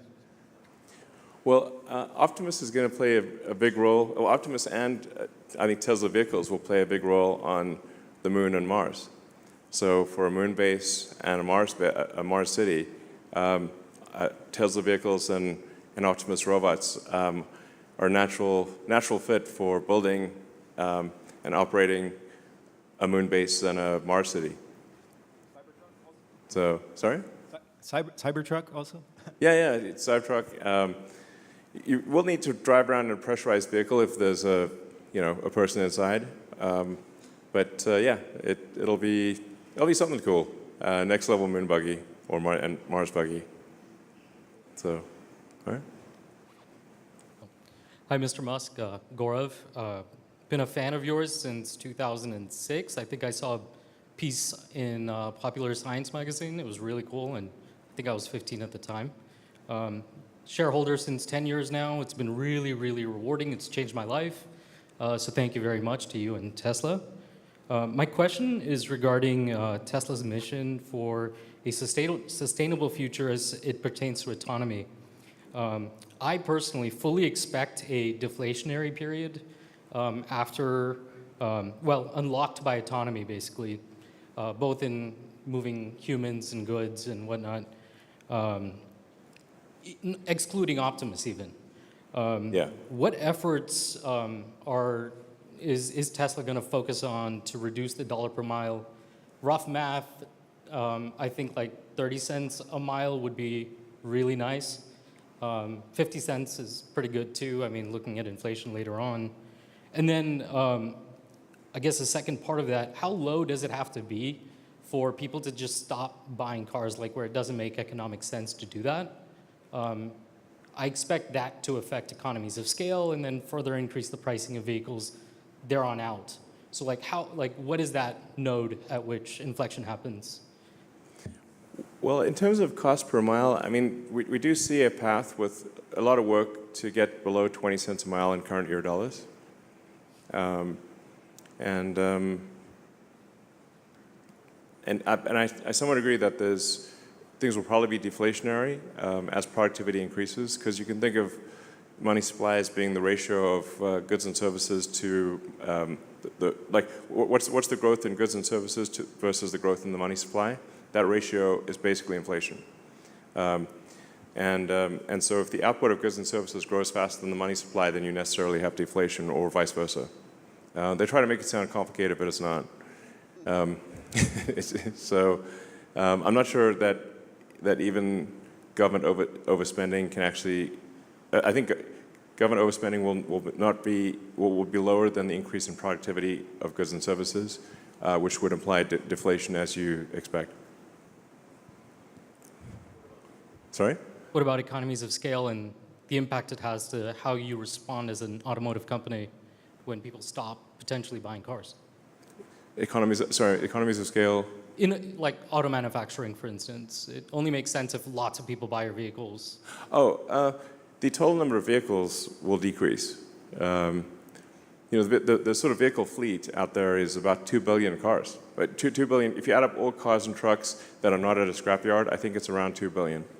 But that number would decrease with autonomous vehicles. So the total fleet size would drop. I actually think miles driven will increase because it is now much less painful to travel somewhere. So if somebody's thinking about traveling across a busy city, then they'll take into account, well, how much pain do I have to deal with? If I have to go through 2 hours of traffic, I probably won't do it. But if you're just, say, sitting in a cybercab watching a movie or doing some work, then it's just like sitting in a little lounge. So I think you'll see probably a significant increase in total miles driven, but at the same time, a decrease in the total active fleet of vehicles. I'd just like to reiterate how grateful we all are to have you on board, ready to lead us to another $7 trillion in market cap, at least. At least. Obviously. Thank you. My question is, how much of a concern is it that when Cybercab starts production in Q2 next year, that regulation won't be there yet to where you can deploy Cybercabs being produced? Or are you guys confident that every Cybercab you guys make, you'll be able to deploy? Yeah, I think the rate at which we receive regulatory approval will roughly match the rate of Cybercab production. It'll be maybe a little tight, but it's about right. And I'd like to thank Waymo for paving the path here. It's very helpful. Yeah, but I think we'll be able to deploy all the Cybercabs that we produce. And the other thing is, like, once it becomes like extremely normal in cities, it's just going to become like the regulators will have just fewer and fewer reasons to say no. And then you've got this, you've got the accident statistics at scale, and you can show that autonomous miles save lives. And you've got unequivocal, billions of miles to prove it. Then I think it's hard for regulators to say no. Yeah, true. All right. First of all, Elon, thank you so much for everything you do for the Tesla shareholders. Thank you. Do you see a path for Optimus to have consciousness downloaded to it? You mean human consciousness, or? Yes. Yeah, I mean, it's not like immediate, but if you say it down the road, would you be able to, say, with a neural link, have a snapshot of, or at least an approximate snapshot of somebody's mind, and then upload that approximate snapshot to an Optimus body? I think that at some point that technology becomes possible, and it's probably less than 20 years. Yeah. But of course, you won't quite be the same, Be a little different, because you'll be in a robot body, and the mental snapshot will not be precise. It'll be probably pretty close, but not exactly the same. On the other hand, are you the same person that you were 5 years ago? Nope. I mean, a lot of things have changed. Yeah, but I guess at some point, if you want to be uploaded to a robot body, my guess is that becomes possible. Yeah. Hi, Elon. Space-based data center is a great idea, and I agree with that. Yeah. I was curious on your views on space-based solar power, the idea of beaming down microwave energy down to Earth so that you can just point it to where it needs to go without transmission, without distribution lines, and it's more energy dense, so less land use. Just curious on your views. Well, space solar power, until the advent of something like Starship, where the cost per ton to orbit, drops by orders of magnitude, the cost of getting payload to orbit is so high that there was no possibility of space solar power solving anything, really. Now, with Starship, I see a path to Starship cost per ton to orbit being lower than air flight.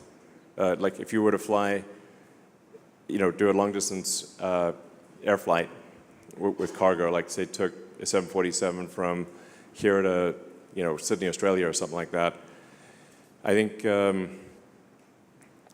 ultimately Starship will be able to do that trip for less cost per ton than an aircraft. So now you've got that opens up a very wide range of possibilities.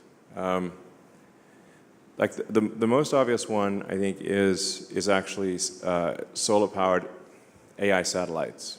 So to move the AI to orbit and essentially deep space over time, because you can actually access over 1 billion times more energy from the sun in deep space than you can on Earth. The scaling, to scale to Kardashev, to make any progress on a Kardashev 2 scale, which is using some non-trivial amount of energy from the sun, you kind of have to do space solar power. Now, you could only beam a tiny amount of that back to Earth, or you would melt Earth.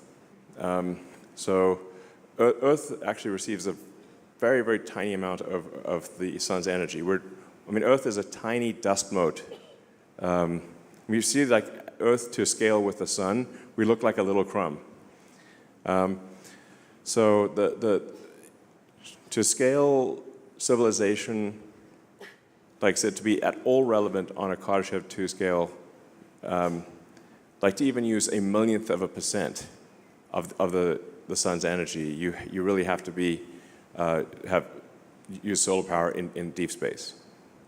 And you could beam some of that back to Earth too, but you can only beam a tiny bit of it back, or you'd melt Earth. And this will be our last question. We'll do a few more. Sorry? Sorry. All right. Elon, look around you. This is a very, very small sample of Tesla soldiers. Maybe, actually, I should say Elon Musk soldiers. Well, thank you for your support. So, thank you, everyone. I'd just like to say thank you from the bottom of my heart for your support. Thank you. And thank you, everyone out there.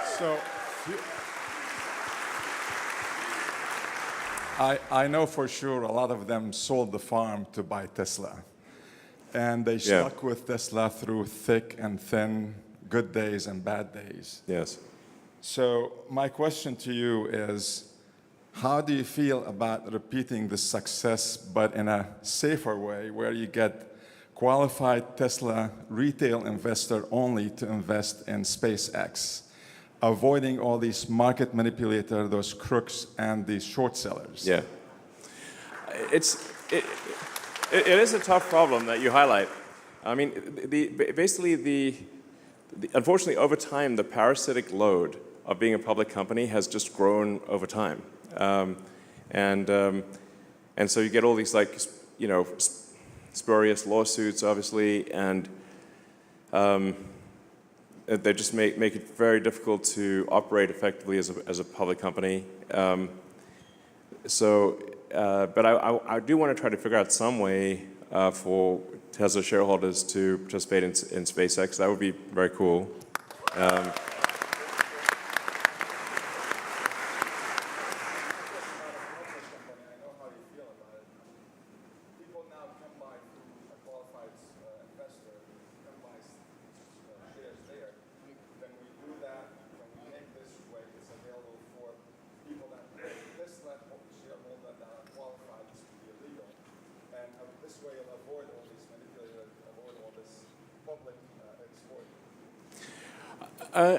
I've been giving a lot of thought to how to give people access to SpaceX stock, because I do want supporters to have SpaceX stock, but there's this sort of 2,500 shareholder threshold for before you become a de facto public company. But I don't know. Maybe at some point Tesla, maybe at some point SpaceX should become a public company, despite all the downsides of being public. All right.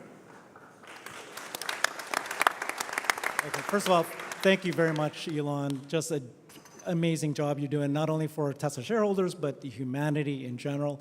So we got a couple of questions many of us are asking. Like, we want to know, many of us think you are one of the most consequential business people on earth ever. And we want to understand, how do you think? Like, for example, like a couple one, how did you know in the master plan part 2, this is like 2018 or something like that, you calculated at that point it takes 6 billion miles of FSD miles driven before maybe the world, the regulatory, would approve it. And then the second is, like, when you were deciding if Tesla's going to have, you know, the hardware chips, AI chips, did you know at that time that at some point when you get to AI5, it's going to be used not only for cars, but for bots and for AI data centers? Like, was that luck a little bit, or was it like you kind of knew that that was going to happen? Well, generally, I mean, in terms of the estimates, like for the self-driving stuff, I generally try to get things to within an order of magnitude.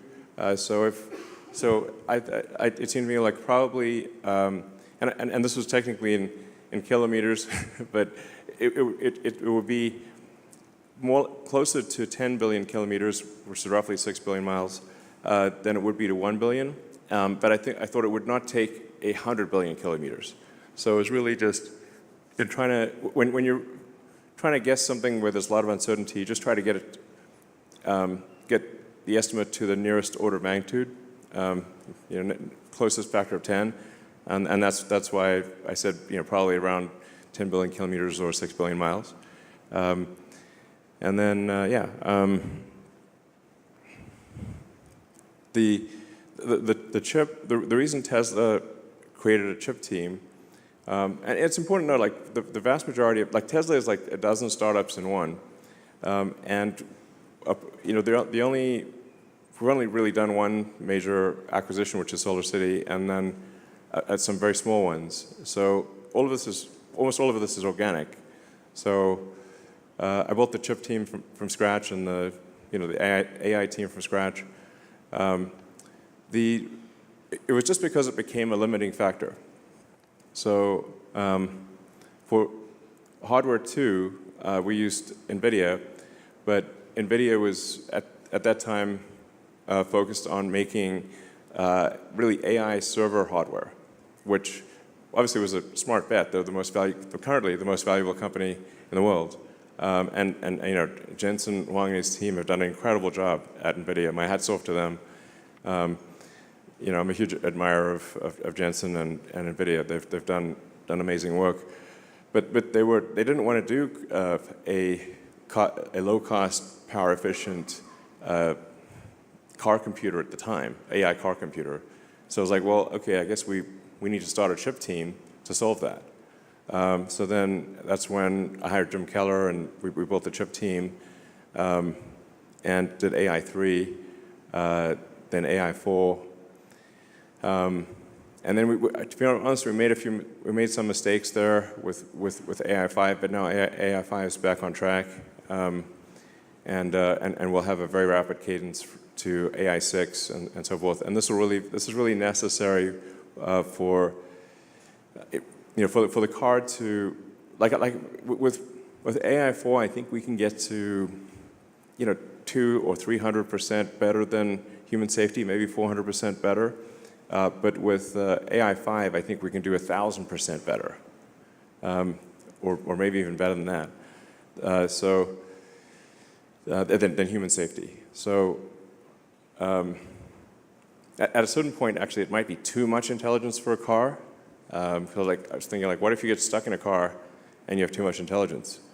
But then one of the things we could do is, when the car is idle, is use the car as a massive distributed AI inference fleet. So, with the consent of customers, we're like, do you want your car to earn money for you while it's sitting in your garage at night? I don't know, we'll pay, $100 a month or $200 a month or whatever the right number is, if you allow Tesla to do AI inference workloads when you're not using your car. That will also help the AI in the car not get bored. So, because like I sort of imagine like, what if I got stuck in a car, you know, and then and the highlight of your day was driving. It's like, you know, but they don't always want to drive. So then what do you do the rest of the time? So I think Tesla could actually end up having the largest. Tesla might end up having the most amount of AI inference compute in the world. Like if you think like maybe if we had 100 million car fleet, and at some point we may have more than 100 million car fleet, and they'll have AI 6, AI 7, you know, and if you're able to run a kilowatt of inference on 100 million car fleet, now you've got 100 gigawatts of distributed inference with built-in cooling and power electronics and distributed power. So, you know, probably the market's valuing that at 0.0 right now, is my guess. But it seems like an obvious thing to do. If you've got distributed inference AI and you've got the power and the cooling, which is very difficult to do the power and the cooling, and 100 gigawatts is a lot. I mean, the average, you know, as I said, the average power consumption in the U.S. I think is around 460 gigawatts that's the entire electrical consumption of the U.S. So if you did 100 gigawatts, that would be a pretty big number. But yeah, it's basically something is a limiting factor, and then we take actions to address the limiting factor. A quick follow-up. Thank you for that very much. A request for you. So you guys just unveiled the Cyber Bear. Looks fantastic. Oh, yeah. We'd like to, it's beautiful. We'd want you guys, or you know, maybe do a Cyber Bull here in Giga, Texas. My name's Herbert. I've got a Brighter with Herbert channel on YouTube. This is the Cyber Bulls. We are representing the Tesla Bulls, and we stand with you, Elon. But wouldn't it be cool to have a Cyber Bull right here in Texas? Like a cyber longhorn? Cyber Longhorn. All right, sure. We'll do a cyber longhorn for the factory. All right.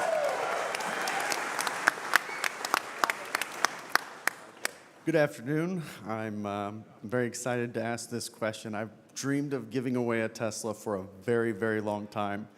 And I finally wore EVJect down enough that they're willing to foot the bill for it.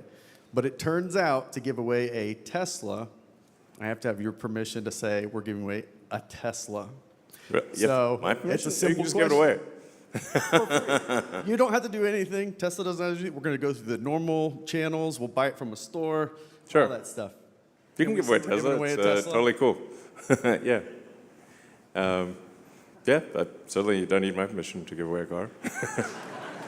We'll take like maybe a couple more questions and then call it a night. Over so, here. All right.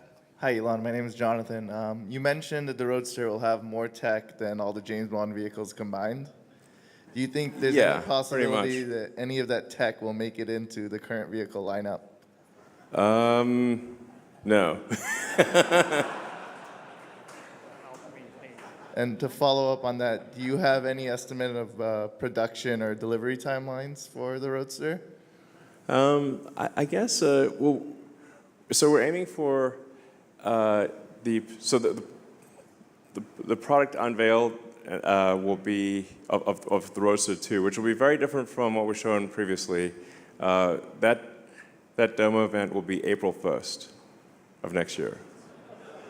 I have some deniability because, like, I could say I was just kidding. But we are actually tentatively aiming for April 1st for this, what I think will be the most exciting, whether it works or not, demo ever of any product. And then I guess production is probably about 12 to 18 months after that. I think production is probably a year or so after that. Oh, well, I can't give away the secrets, but you won't be disappointed. All right, we'll take one last question, I guess. Hey, Elon. All right. 3 last questions? Okay. Hi, Elon. I'm really excited about this future of sustainable abundance that we're talking about. I mean, you're going to be saving a lot of lives with FSD, but the number of lives that will be saved and improved with this future vision you have is really inspiring and very exciting.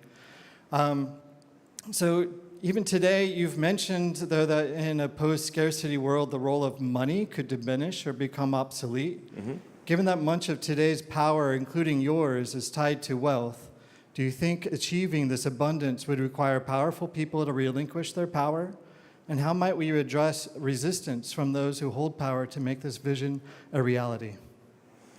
Well, I mean, I think actually long term, the AI is going to be in charge, to be totally frank, not humans. If artificial intelligence vastly exceeds the sum of human intelligence, it is difficult to imagine that any humans will actually be in charge. So we just need to make sure the AI is friendly. Yep. Thank you. Was that the question? Go ahead, sure. Yes. Okay. Sorry, Elon. Okay. Yeah. So I'm Cybercat on X, and I'm doing YouTube and content creator. There's one thing I always heard about Tesla owners or people who want to buy Tesla complain about, that is about super expensive insurance, right? And the thing is, Tesla, I know Tesla also do insurance. However, it's not cover every place, right? Like based on Boston, I don't have too much options. It's super expensive. And the other point is the FSD is very safe right now. I've been using FSD for about 4 years, right? Yes. It's getting to a point, it's like almost unsupervised. However, the insurance still does not take this into consideration. They don't ask you whether you have FSD or not, and they don't know how much you travel with FSD, and that is not a part of the risk prediction kind of thing, right? So I feel like what's your thought about insurance going forward, especially when we're getting close to the autonomy? What is path, like either using your own or with the external partnership? For example, there's a company called Lemonade. Okay. We do need to not have the questions be super long. I mean, Tesla Insurance is trying to expand as quickly as possible, but the regulatory structure for insurance is extremely complex and works on a state-by-state basis. So it's really somewhat of a racket. The rules for insurance are different with every state. It's a very, very complicated thing. So but I'm aware that insurance often is too expensive and doesn't take the right things into account. So all I can say to that is, yeah, we'll keep expanding Tesla Insurance. When the car is operating as a cybercab, Tesla will simply self-insure, so that kind of solves that. Insurance is a real pain in the neck, for sure. Okay. I do need to end this at some point. I'll take one question there. All right, thanks, Elon, for taking my question. I appreciate it. My question has to do with compute and what the build out or how much is necessary to train Optimus and actually get them to a very household, meaningful robot that can do things, and if the partnership with XAI would help accelerate that. Yeah, there's a lot of training compute needed for Optimus, because the AI chip in the robot is relatively weak because it's really limited on power. You can make up for that with a lot of training to have a lot of training result in a very efficient AI that can run on a low power chip in the robot.